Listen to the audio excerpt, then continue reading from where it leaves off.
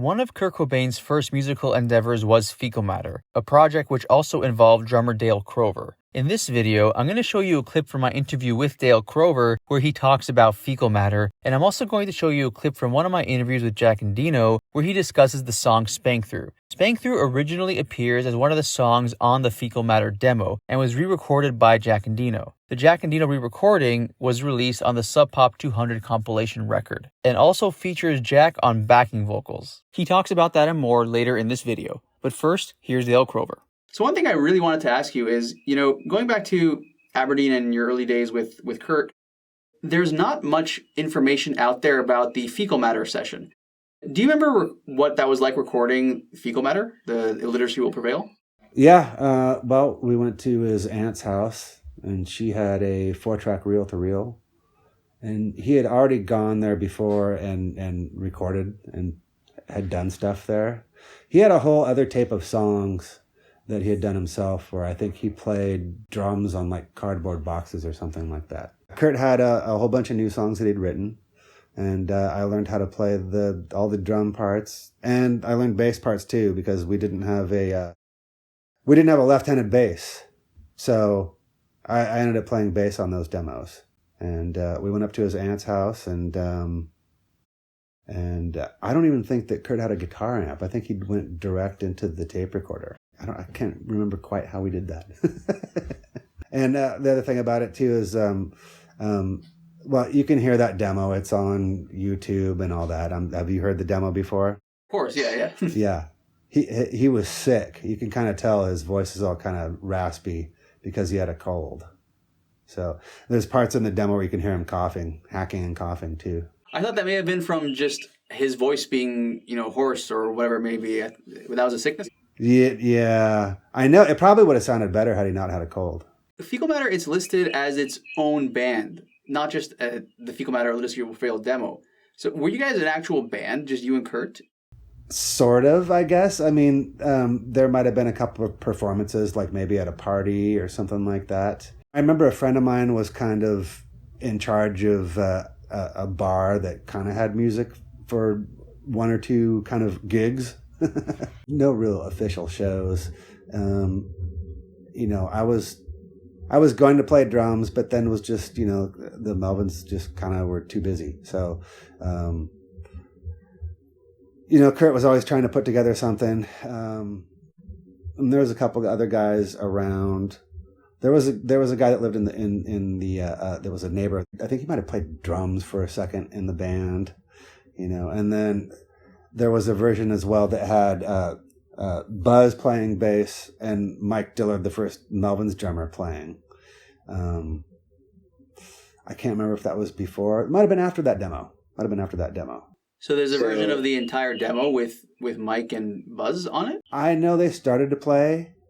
I don't know if there's anything that exists recording-wise, but it never went beyond like some jamming in a rehearsal room, until Novoselic started playing with them. Now Chris had moved away for a while to Arizona and then came back. There's actually a letter at the museum in Seattle. Do you know about the Mopop yeah, museum? I've been there, yes. There's a letter in there that Buzz had sent to Chris when he was living in Arizona, talking about Kurt and that demo that I did with him at his aunt's house, and saying how he's got some pretty good songs. So when Chris came back from Arizona, that's when those two hooked up and kind of started playing together and looking for a drummer. They found Aaron Burkhart, who was another local guy, and they were playing with him for a while. And then that's before I did that original demo with them. So, yeah, so cool. After him, yeah.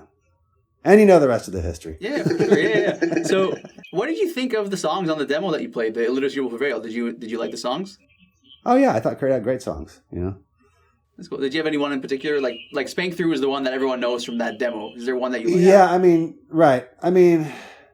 Nirvana is mostly Kurt, those songs, as you know, some of those songs ended up being Nirvana songs.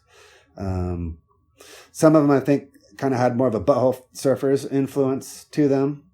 You know, like what the hell song is it? Anorexicist? Might have been. There's one there. There's one, and why I say Butthole Surfers is because he accidentally recorded over a section of the song, and he's like, "Fuck," you know, forgot to like flip the channels back to safety, and so accidentally recorded over this section of the song, and so he's like, "Ah," and so I know, and he just like plugged in the guitar direct and just did this crazy. All of a sudden, it cuts to this crazy Paul Larry style solo. And then kind of comes back into the song, like covering up the fact that he recorded over, but like, you know, and it worked, you know. Funny. And this was all at Aunt Mary's house? Yep. Didn't you have vocals on Spank Through at some point in time? There is a version of Spank Through. I don't think it's been released, unless I'm tripping, because we did do a version of Spank Through. We did do a version of Spank Through in the Bleach recording sessions, or really during the summer before Bleach, but it was with Chad. There is a version of Spank Through with Chad on drums. I don't know if it's been released or not. It's been bootlegged everywhere. And yes, actually, the opening verse of the song originally had a talking vocal underneath Kurt's singing vocal. He sings, "There's a soft, relentless mountain," or whatever. I don't remember the exact words. Mm-hmm. And I remember when we were doing it, of course, Dale wasn't there, and Kurt said, "Oh, you do the talk part." I said, "Okay." So you're right. I think I am doing the talk vocal under that. And I might also be playing tambourine on that, or on some song. It seems to me I'm playing tambourine on something from some session. I don't remember anyway. Too much time has passed. But you're right. I am actually doing the talk vocal on that. I just don't know if anyone's ever bothered to release it. That's interesting. So the version of Spank Through on Sub Pop 200, that's a different version than the No, that is the version. Okay, it did get released. All right. Yes, okay. That's the version. Sorry, I couldn't think of it on any Nirvana release. I forgot about Sub Pop 200. Yes, that's the version with Chad. And yes, I am on backing vocals on that. So I guess you could technically say you were a Nirvana vocalist. Technically. I don't believe anyone has ever said that. And I don't think anyone ever will. Backing vocalist at best, you know. Okay. That's better than 99.9% of the rest of us. Spank Through is one of Kurt Cobain's oldest songs. As a matter of fact, Spank Through was actually part of Nirvana's set during their first ever radio session for Chaos FM on May 6, 1987. Though at the time they were not known as Nirvana, they were known as Skid Row. The first time Nirvana performed under the name Nirvana was at one of their shows at the Community World Theater. I made a video about that first ever performance as Nirvana. If you'd like to see that video, the link is available in the description box below. Spank Through was written back in 1985 and appears originally on the Fecal Matter demo tape, Illiteracy Will Prevail. At first, that might not seem very significant, but Spank Through's appearance on Illiteracy Will Prevail actually played an important role in the formation of Nirvana. Chris Novoselic has stated that he was impressed upon hearing Spank Through, and that is one of the things which convinced him to be in a band with Kurt. Spank Through is the third Nirvana song that was ever officially released. One of the recordings of Spank Through the band did with Jack and Dino, they did two. One of them was included on the compilation record Sub Pop 200, a record which also featured Soundgarden, Mudhoney, and other prominent grunge artists. Sub Pop 200 was released in December of 1988. Nirvana's debut single Love Buzz, including the B-side Big Cheese, was released in November of 1988. To date, there are 4 known official demo and or studio recordings of Spank Through.